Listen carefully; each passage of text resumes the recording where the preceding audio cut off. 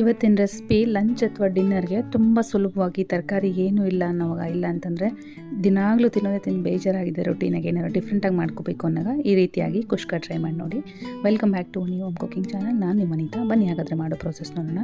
ಒಂದು ಕುಕ್ಕರ್ಗೆ 1 ರಿಂದ 2 ಟೇಬಲ್ ಸ್ಪೂನ್ ಆಗೋಷ್ಟು ಎಣ್ಣೆ ಆ್ಯಡ್ ಮಾಡ್ಕೊಂಡಿದ್ದೀನಿ. 1 ಟೀ ಸ್ಪೂನ್ ಆಗೋಷ್ಟು ತುಪ್ಪ ಆ್ಯಡ್ ಮಾಡಿಕೊಂಡು ಪಲಾವ್ ಎಲೆ ಮತ್ತು ಚಕ್ಕೆ, ಲವಂಗ, ಏಲಕ್ಕಿ, ಮೆಣಸುಕಾಳು, ಕಸ್ತೂರಿ ಮೇಥಿ ಮತ್ತು ಕಲ್ಲು ಹೂವು ಆ್ಯಡ್ ಮಾಡಿಕೊಂಡು ಚೆನ್ನಾಗಿ ಒಂದು ಸಲ ಫ್ರೈ ಮಾಡ್ಕೋಬೇಕಾಗತ್ತೆ.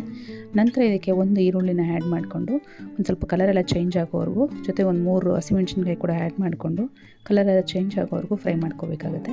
ಈ ರೀತಿ ಕಲರೆಲ್ಲ ಚೇಂಜ್ ಆದಮೇಲೆ 1 ಟೀ ಸ್ಪೂನ್ ಆಗೋಷ್ಟು ಶುಂಠಿ ಬೆಳ್ಳುಳ್ಳಿ ಪೇಸ್ಟ್ ಆ್ಯಡ್ ಮಾಡಿಕೊಂಡು ಇದರಲ್ಲಿರುವಂಥ ಹಸಿ ವಾಸನೆ ಎಲ್ಲ ಹೋಗೋವರೆಗೂ ಫ್ರೈ ಮಾಡ್ಕೊಂಡು ನಂತರ ಒಂದು ಮೀಡಿಯಮ್ ಸೈಜ್ ಟೊಮೊಟೊ ಚೆನ್ನಾಗಿ ಹಣ್ಣಾಗಿರೋಂಥದ್ದನ್ನ ಉದ್ದು ಕಟ್ ಮಾಡ್ಕೊಂಡು ಆ್ಯಡ್ ಮಾಡಿಕೊಂಡು ಒಂದು ಸ್ವಲ್ಪ ಕೊತ್ತಂಬರಿ ಸೊಪ್ಪು ಮತ್ತು ಪುದೀನ ಕೂಡ ಕಟ್ ಮಾಡ್ಕೊಂಡು ಆ್ಯಡ್ ಮಾಡಿಕೊಂಡು ಟೊಮೊಟೊ ಎಲ್ಲ ಕಂಪ್ಲೀಟಾಗಿ ಸಾಫ್ಟ್ ಆಗೋವರೆಗೂ ಚೆನ್ನಾಗಿ ಫ್ರೈ ಮಾಡ್ಕೋಬೇಕಾಗುತ್ತೆ. ನೋಡ್ತಾ ಇರ್ಬೋದು ಸಾಫ್ಟ್ ಆಗಿದೆ. ಈ ಸ್ಟೇಜಲ್ಲಿ ಒಂದು 1/4 ಕಪ್ ಆಗೋಷ್ಟು ಮೊಸರು, ಇದಕ್ಕೆ ಒಂದು ಅರ್ಧ ಟೀ ಸ್ಪೂನ್ ಆಗೋಷ್ಟು ರೆಡ್ ಚಿಲ್ಲಿ ಪೌಡರು, ಒಂದು 1/2 ಟೀ ಸ್ಪೂನ್ ಆಗೋಷ್ಟು ಅರಿಶಿನ ಪುಡಿ ಮತ್ತು ಒಂದು 1/2 ಟೀ ಸ್ಪೂನ್ ಆಗೋಷ್ಟು ಗರಂ ಮಸಾಲ ಆ್ಯಡ್ ಮಾಡ್ಕೊತಾ ಇದ್ದೀನಿ. ಕ್ವಾಂಟಿಟಿ ನೋಡಿಕೊಂಡು ಕಡಿಮೆ ಅಥವಾ ಜಾಸ್ತಿ ಮಾಡ್ಕೊಳ್ಳಿ. ನಾನು ಇಬ್ಬರಿಗಾಗೋಷ್ಟು ಮಾಡ್ತಾಯಿದ್ದೀನಿ. ಇದನ್ನೆಲ್ಲ ಕಂಬೈನ್ ಮಾಡಿಕೊಂಡು ಚೆನ್ನಾಗಿ ಎಲ್ಲ ಮಿಕ್ಸ್ ಆಗೋವರೆಗೂ ಚೆನ್ನಾಗಿ ಒಂದು 2-3 ನಿಮಿಷ ಬೇಯಿಸ್ಕೊಳ್ಳಿ. ನಂತರ ಇದಕ್ಕೆ 1.5 ಕಪ್ ಆಗೋಷ್ಟು ನೀರು ಆ್ಯಡ್ ಮಾಡ್ಕೊತಾ ಇದ್ದೀನಿ. ಅಂದರೆ 1 ಕಪ್ ಅಕ್ಕಿಗೆ 1.5 ಕಪ್ ಆಗೋಷ್ಟು ನೀರು. ಅಕ್ಕಿನ ಒಂದು ಅರ್ಧ ಗಂಟೆಗಳ ಕಾಲ ನೆನೆಸಿಟ್ಕೊಂಡಿರಬೇಕಾಗುತ್ತೆ. ನೆಕ್ಸ್ಟ್ ಇದಕ್ಕೆ ಒಂದು ಅರ್ಧ ನಿಂಬೆ ರಸ ಸೇರಿಸ್ಕೊಂಡು ಚೆನ್ನಾಗೆಲ್ಲ ಕಂಬೈನ್ ಮಾಡಿಕೊಂಡು ನೀರು ಕುದಿಯೋಕ್ಕೆ ಬಿಟ್ಬಿಡಿ.